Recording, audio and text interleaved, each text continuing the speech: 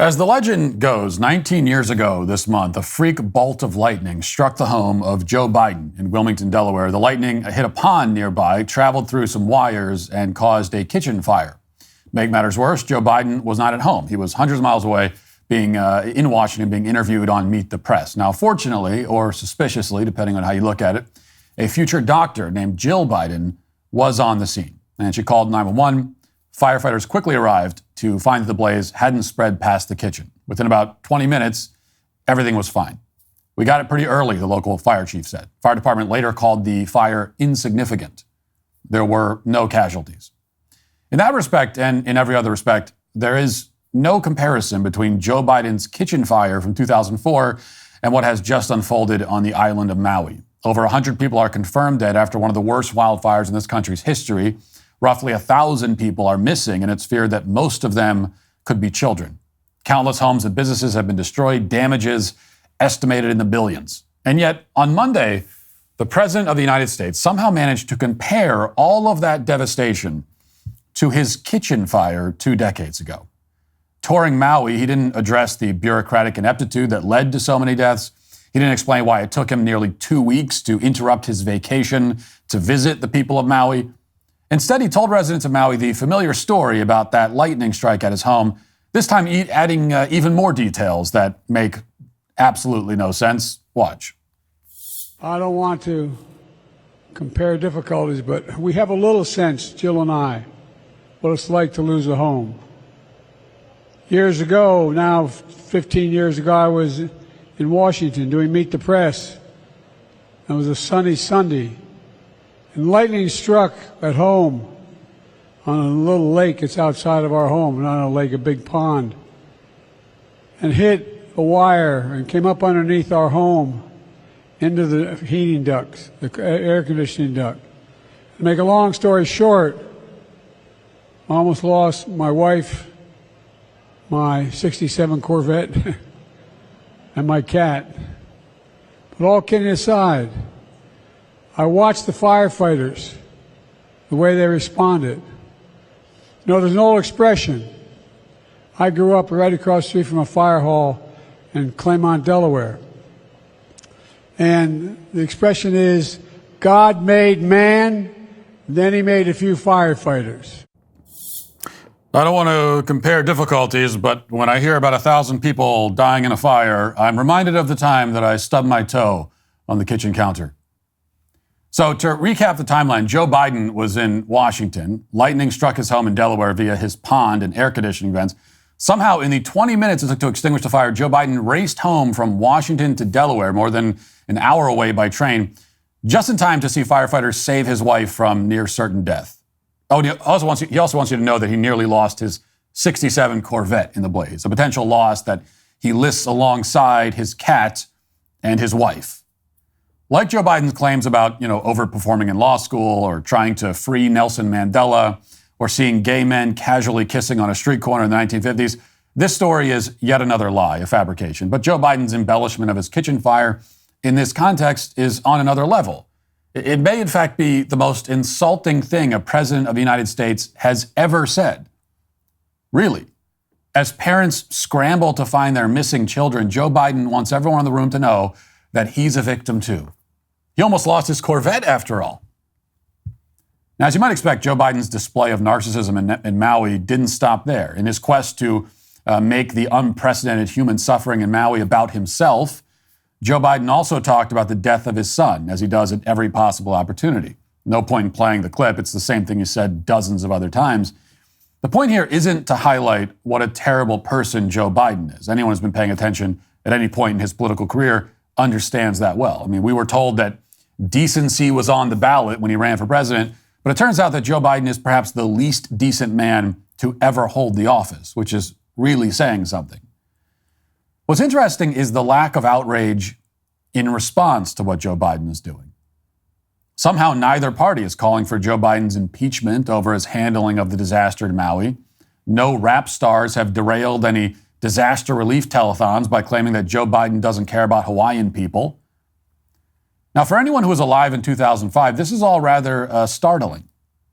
Remember when they ripped George W. Bush apart for flying over New Orleans on Air Force One after Hurricane Katrina? That was a mortal sin at the time. He took Air Force One over the city to survey the damage rather than landing and causing a commotion on the ground. The idea was that Bush didn't want to distract from rescue efforts. It also would have been rather impractical and probably unsafe for the President of the United States to rappel down into a flood zone. But even 10 years later, I mean, they're still complaining about it. Or rather, 10 years after this, they were complaining. But here's Face the Nation on the 10-year anniversary, and this was 7 years ago, still talking about what a disaster this was for George Bush. Watch. On the 10-year anniversary of Hurricane Katrina, we're joined from the heart of New Orleans by historian Douglas Brinkley, the author of The Great Deluge, about the disaster. Mr. Brinkley, I want to start with, help us understand help us apportion the blame for the disaster of Hurricane Katrina. Who was at fault and how much were they at fault? Well, George W. Bush did a terrible leadership job during that crisis. He kind of acted like nothing was happening wrong for the first days. He had been in San Diego where he played air guitar, and then he did the famous flyover, being very detached from the devastation, and that photograph that damaged his presidency immensely of him just peering down at the abyss. Yes, he's just peering down at the abyss, flying over the devastation after Hurricane Katrina. It was a scandal, a defining moment of the Bush presidency. It made Bush look detached, according to this historian that Face the Nation was interviewing. Now, the flyover they're complaining about took place on August 31st of 2005. And for those who know their history, that's 2 days after Katrina made landfall in Louisiana. 2 days later. 48 hours later, he was surveying the damage. Now, for comparison, this was Joe Biden nearly a week after the fires in Maui began. Watch. President, any comments on the Biden death toll in Maui? Will you come talk about the Hawaii response, Mr. President? No comment, Joe Biden says as he gets back to his vacation while children burn in Maui. If only George Bush had tried that tactic. He should have just said no comment while on vacation. Then he'd be fine. Makes perfect sense. Now, of course, if George Bush had said no comment after he was asked about the people who died in Hurricane Katrina, it would have been a political scandal that rocked the nation and dominated news coverage for 6 months. People would still be talking about it. Michael Moore would have done a whole documentary on it. It would be considered one of the most infamous moments in the history of the American presidency. Now, Joe Biden's no comment, on the other hand, did not attract quite that level of outrage, or really any outrage at all, at least not from the press. The simple explanation for why the media is excusing what Joe Biden is doing or isn't doing is that he's a Democrat, and also Democrats run Hawaii. Bush, on the other hand, is a Republican, so he doesn't get the benefit of the doubt. In Maui, there's no conceivable angle in which Republicans can be responsible. Now, there really wasn't any angle in New Orleans either, given that the city's run by Democrats, but they found a way. Yet they can't find a way with this story, so they simply they want it to just go away as quickly as possible. The more officials in Hawaii open their mouths, the more believable this theory is. Watch as Maui County Mayor Richard Bisson refuses to say how many children are missing and then threatens to end the press conference when a reporter presses him on it. Watch. I don't know. I wish Yes, I knew you the answer. do. How many children are missing? You know. I wish I knew the answer to that. I would be happy to answer that. You have no estimate as to how many children are missing? I guess Nothing? we can end this right now if you guys want. Sorry, This is one of the biggest questions that the people of Lahaina have, but you don't want to answer. It always takes one or two to ruin it for everybody. Please, this is what our happens. only Well, we could say that about you. You ruined it for We'll everyone. end this shortly. You're welcome to say it. You're the media. You can say whatever you want. You're a disaster. All right. Okay. Please. You've been the worst mayor we could possibly imagine. You won't even wait. Respect. Respect what? This is the most dismal response we've ever had. You won't wait for your turn. You want to shout over these guys that are legitimate. Why don't you give them the are real legitimate answers media, then? so. Give them the real answers. That's not his question. Let him. Yeah. You can go. Yeah. Oh, sorry. So rather than provide any estimate whatsoever, the mayor threatens to end the press conference. He starts fighting with the reporter. And what that tells you is that the estimates are dire. The governor of Hawaii, Josh Green, is undoubtedly aware of that. So like the mayor of Maui County, he's been dodging questions. When asked recently why the sirens didn't sound on the island to alert its residents that the fires were happening, the governor started talking about climate change instead. We've been discussing, there are now a lot of questions about all of the policies and procedures. The National Weather Service had issued a fire watch for your state August 6th, a few days before the fire hit. With the siren system, you said to CNN on Monday and again on Tuesday that you believe some of the sirens were broken. When did you learn they weren't fully functional? We assess every siren across the state on the first of the month, and then we ask people to update them and fix them to their abilities. Of course, as a person, as a father, as a doctor, I wish all the sirens went off. The challenge that you've heard, and it's not to excuse or explain anything, the challenge has been that historically those sirens are used for tsunamis. That's when I came to Hawaii 23 years ago, was told when I was living down near the shore. So Josh Green is saying that the problem isn't really Josh Green or Richard Bisson or Joe Biden or even the electric company. It's not their fault that Maui is burning. Sure, the sirens didn't go off, but the real problem is that you made the world a tenth of a degree hotter. If you hadn't done that, none of this would be happening. That's the excuse we're hearing from the media. That's what we're hearing from the Democrat Party. This is all about climate change. Now, you go down the list of officials in the state and you'll find more and more incompetence as you do. Take Mr. Khalil Manuel, for example. He's the deputy director of the state's Commission on Water Resource Management. On August 10th, the West Maui Land Company sent a letter to Khalil complaining that his commission had held up a request to free up more water to fight all the fires. And according to the land company, they had tried to expedite water diversion from streams to fight the fires. But in the letter, the land company complains that Khalil's Water Commission had held up the request for several hours on various technicalities, saying that they needed to consult a local farmer first, obtain permission from the fire department, all this red tape. The delay could have cost people their lives. It's hard to say at this point how many. It's also hard to know why Khalil's commission held up the water request. Is your cell phone in desperate need of replacement? You know the signs: short battery life, so you have to have charger on hand all the time, cracked screen that gives you glass splinters. It's time to put that old phone to rest and upgrade to a new 5G Samsung Galaxy for Pure Talk for free. Get a free 5G Samsung Galaxy with 2-day battery life, edge-to-edge display, and ultra-strong Gorilla Glass when you sign up for Pure Talk's unlimited talk, text, and 15 gig data plan for just $35 a month. Plus, it comes with a mobile hotspot. Get all the data you could ever need for half the price of the big carriers on America's most dependable 5G network. Go to puretalk.com/Walsh for your free, super durable 5G Samsung Galaxy. When you switch to Pure Talk, again, visit puretalk.com/Walsh and make the switch to my cell phone company, Pure Talk, the official wireless partner of the Daily Wire. You may have seen this clip from well before these wildfires started. It's making the rounds online. I want you to watch Khalil, this is that government official, talk about the importance of equity and preserving water. Watch.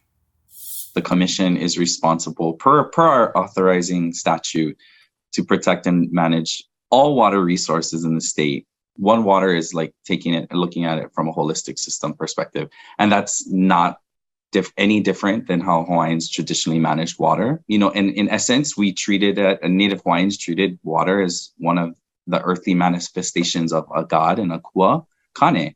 And so that reverence for a resource and that reciprocity in relationship was something that was really, really important to our worldview and well-being, right? And living in an island, isolated from other, civilizations. And so I think where it shifted to today or over time is that we've become used to looking at water as like something which we use and not necessarily something that we revere as that thing that gives us life, right? I mean, to me, it's a shift in value set. If we can start to really look at how we as humans in an island can reconnect to that traditional value set. So really my motto is always like, let water connect us and not divide us. Like we can share it, but it requires true conversations about equity. So that was the guy in charge of the water as the island burned. Now, does this mean that Khalil withheld water from firefighting efforts for the sake of equity? Seems possible. We do know that this man never should have been in any position of authority whatsoever. Take a look at Khalil's biography on the Obama Foundation website, and you'll find lines like this, quote, "He believes that ancient wisdom and traditional ecological knowledge of native peoples will help save the world."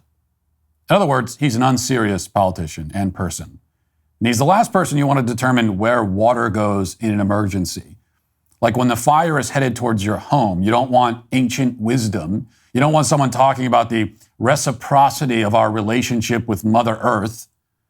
You want basic competence, and you want water, and lots of it. Water that, by the way, you are going to use and not revere or have a relationship with.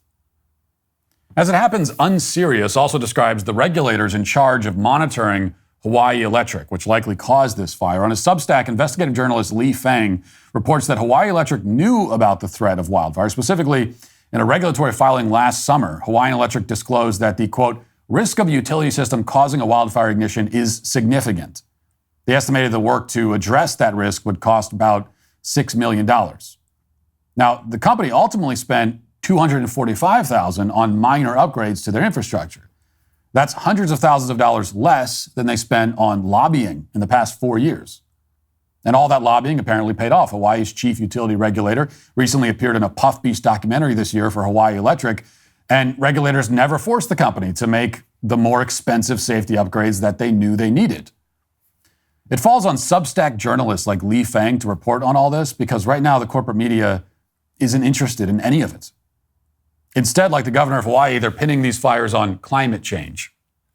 Vanity Fair just published a piece entitled, quote, How bad do things have to get for Joe Biden to declare a climate emergency? Along the same lines, the AP reported that climate change fueled the Maui fires. Already, the effort is underway to absolve these bureaucrats of responsibility.